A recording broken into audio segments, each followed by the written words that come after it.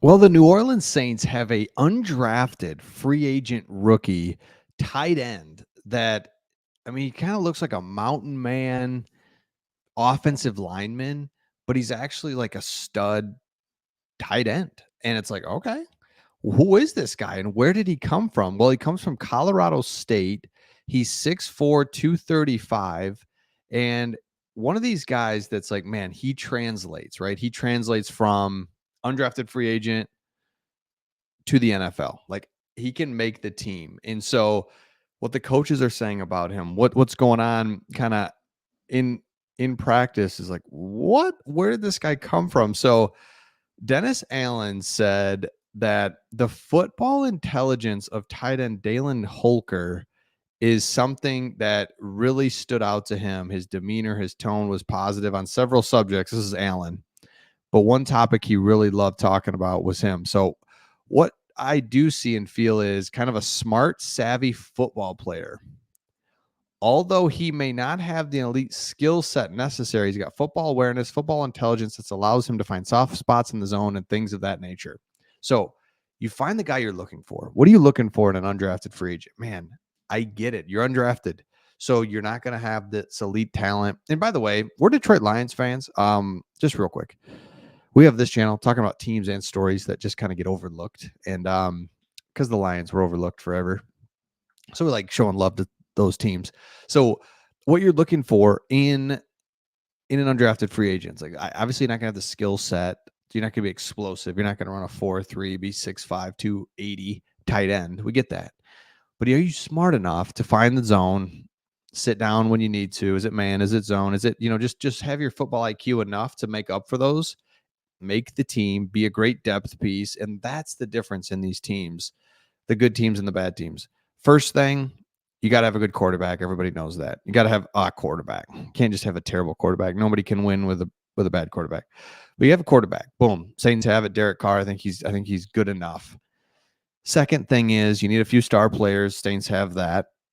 And the third thing is, especially when you're rebuilding or not even rebuilding, but just kind of building a team, you need to hit on a couple of these late round or undrafted guys. And by hitting on them just means they make the team depth piece. They don't have to be a star player.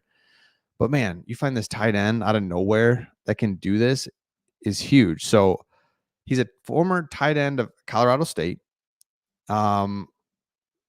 He caught the country's attention overtime thriller against Deion Sanders. Holker beat the Buffalo's defensive back, including Travis Hunter, for 6 receptions, 109 yards, and 2 touchdowns. So he doesn't suck by any means.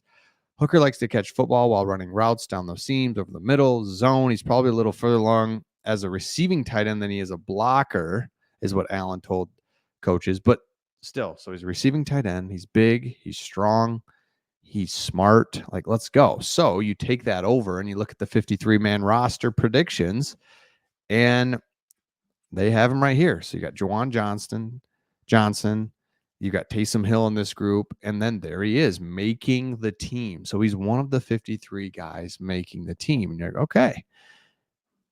Because you go back here to his award. I mean, he's just right. He's super accomplished. In the, what are they, Mountain West, or what are they even in? Yeah, Mountain West, first team, tight end of the week, all conference, all that stuff. But that you would kind of expect. But to make the roster, it's huge for the Saints, because if you go through this and you look at offensive line, guys that are going to make the team, and you look at this team overall, and it's like, you know what? It's not bad. It's not terrible. This is not terrible. Defensive end. I mean, let's look at this. Cam Jordan, boom. Chase Young. Okay. Again, can you get something out of these guys? 1 year. You're not asking for 5 years out of them. It's like later in their career, just give me something. Although Cameron Jordan, geez, I feel like he's been in the league for 50 years. Not, you know what I'm saying? That sounds like he's been in the league for 15. He's just a great player. Okay, defensive tackle. Let's go, Breeze. Make something happen this year. Nathan Shepard. Right? Like, you need these guys to step up a little bit. 56 with a nice visor. I'm all for the visor, by the way. If you feel comfortable and you can see out of it. I mean, it doesn't look like you can see out of it, but check out Brian Burns' visor. Spida.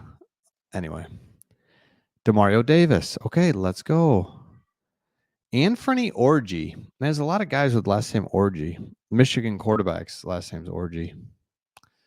Okay. Corner. I'm just kind of running through these to show you've got kind of a stud player at every level. I mean, Alvin Kamara, of course.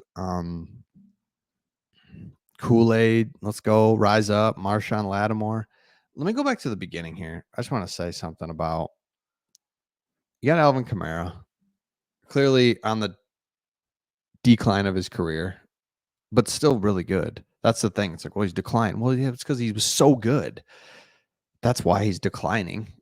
You know what I'm saying? You know what I'm saying? Like, he's still a really good back. But yeah. Now Jamal Williams is not a good back. Just want you to know that. Being a Lions fan, he's got the franchise record for TDs in a season, which kind of I don't like that in a way, just because Barry should have it. It's like he took that from Barry, but that's okay. But Jamal Williams is not great.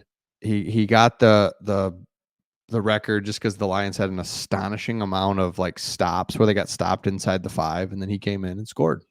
Shout out to him, but Jamal Williams isn't great. And so the reason I say that is because Alvin Kamara, gotta have you. But if injuries or something happens and you got to go to Jamal Williams, who you saw just doesn't get a lot of playing time because he's not good, then you got to go to Miller. Like, let's go, Miller. Need you. So, point in this whole video is you've got a lot of different players that you got a good team. And if you could find more guys like this tight end that can rise up from an undrafted free agent, or you got a rookie, or you got a first year going to a second year, like this player development in the NFL kind of gets overlooked, and you got to have it. You got to have it from every level. That's why the Saints to me are a team that people aren't really talking about, that I could definitely see win the division, home playoff game, like that stadium, the whole thing. It's not a hard formula. It's hard. Everyone wants to win the division, but win the division in a manageable division. This division is it's not wide open, but there's no elite team that's just really scares you in this division. I think it's a lot of really good teams, or not really good, just like good teams. There's no cupcakes.